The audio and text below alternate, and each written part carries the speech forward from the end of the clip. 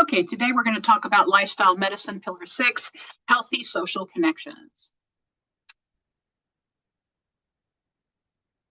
What is lifestyle medicine? Lifestyle medicine is the evidence-based program of life for treatment, reversal, and prevention of chronic disease. Lifestyle medicine is the process of educating people so that they can prevent, treat, and even reverse disease. Lifestyle medicine has 6 pillars: nutrition, physical activity, restorative sleep, stress management, avoidance of risky substances, and social connections. The pillar that we're talking about today is social connections. Here's a nice picture that kind of reframes all that in everyday speech: eat plants, keep moving, sleep well, be present, stay calm, love people. Pillar 6, healthy social connections. The whole central idea is that if you have social support and you have healthy social connections, this will have positive effects on your weight, your blood sugar, your blood pressure. It will also have positive effects on your mental health. So as we go through this presentation, think about, what do you consider to be a healthy social connection? A social connection would be a relationship of some kind with another human being. Actually, I would consider it with my dogs as well, but I think the lifestyle medicine does mention that animals are great companions. Something to think about: what is a social connection? And we'll go through all of these and offer definitions. We know that the impact of strong social connections on health is positive for both physical and mental health. We're going to talk about what factors can affect or make it difficult or easier to have relationships with other human beings. That would include barriers that exist to social connection. We'll talk a little bit about, we offer a definition of social isolation and the dangers. The dangers of social isolation are that your health, both physical and mental, may deteriorate. And we'll talk a little bit about some strategies for developing healthy social connections. And think about this.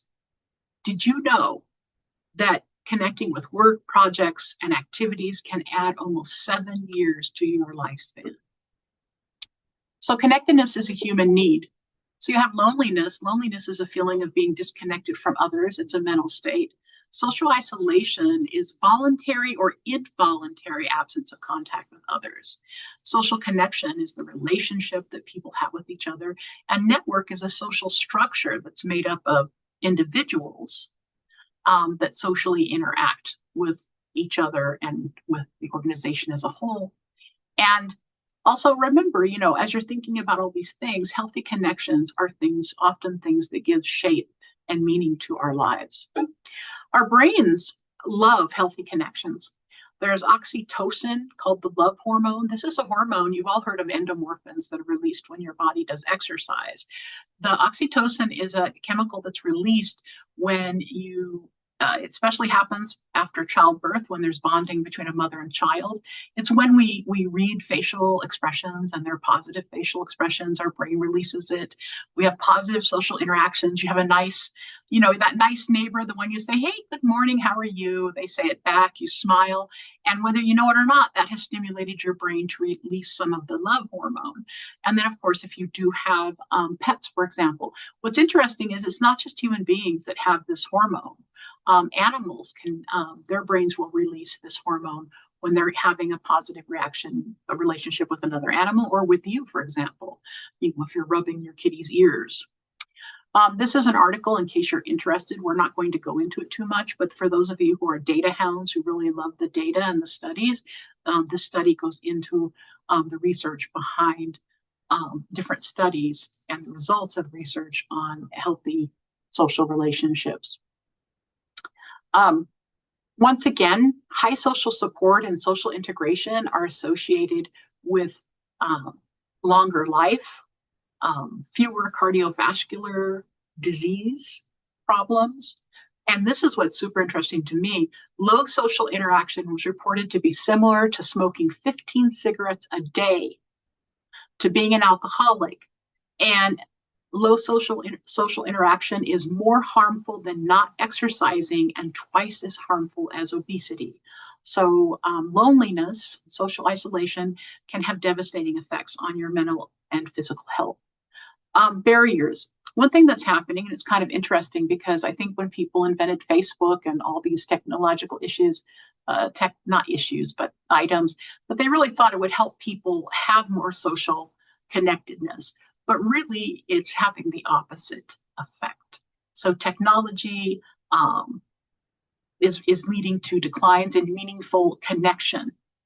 Um, Lack of confidence. There might be individual issues with a person. A person might have low self-esteem. If you don't have a lot of social connections and you don't get a chance to practice your social skills, you might feel uncomfortable in a group of people if you haven't been around people for a while. For communication skills, one of the biggest is people don't listen. You need to train yourself to actually listen to the other person and express yourself in a positive way. Fear of change. Sometimes you just get in habits and you just like, I can't face changing things. I'm comfortable the way I am.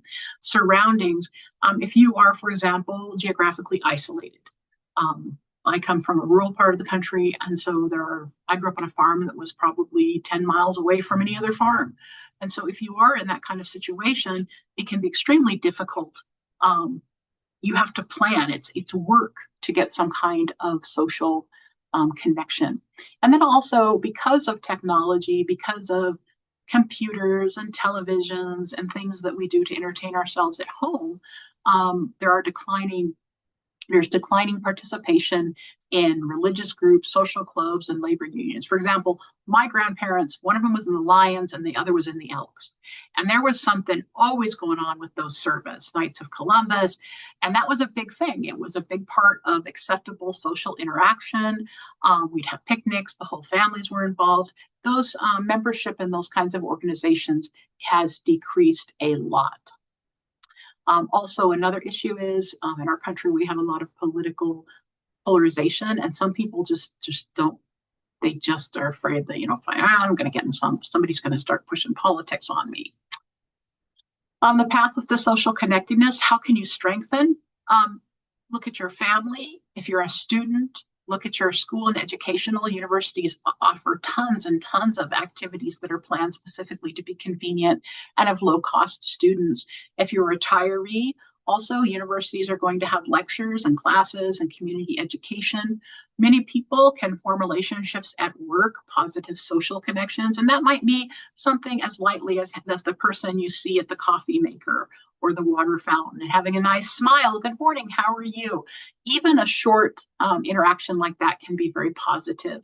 And then, of course, in communities, there are recreational activities, there are community events, and there are faith communities. There are also different kinds of support groups and social services that you can access that could help you if you felt the need to have more social interaction of some kind.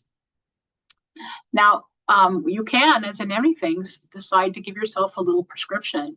You can set a SMART goal and start small. Remember, small changes make big differences. So you want to set a goal that's specific and positive, that it's measurable so you can know if you did it and give yourself a add a girl or add a guy on the back. Attainable, meaning it's possible. Relevant, has something to do with your life, right? And time bound, so that you can say, oh, I did it. So for example, here's one. I will play one board game or card game per week with a person in my life instead of watching videos on my computer. I will go on a walk with this person one time per week. So 4 times per month, that's doable. The walking part in Idaho is very doable in the summer. Fits with my core values and goals. And let's say I'm going to have this done. It's in April, so I want to have this done by May 30th. So that's a SMART goal, a goal that is attainable and measurable and limited. Here's one. I will have a friendly conversation with someone I don't know well. This could be at work. Hi, how are you? It could be on the street. Good morning. It used to be when I was a kid that you always greeted people when you saw them on the street. Good morning. Good afternoon. Remember, even just a smile and a pleasant exchange can be a good experience for you and release that oxytocin in your brain. So less than 5 minutes, do it twice a week for less than 5 minutes. It's just in passing. It's very attainable. And is it relevant to your goals? And think about that before you have your next lifestyle medicine class. And here's something here where you could think about how to write it down. that's all I have. It's been great spending this very brief time with you, and I hope you have a great day.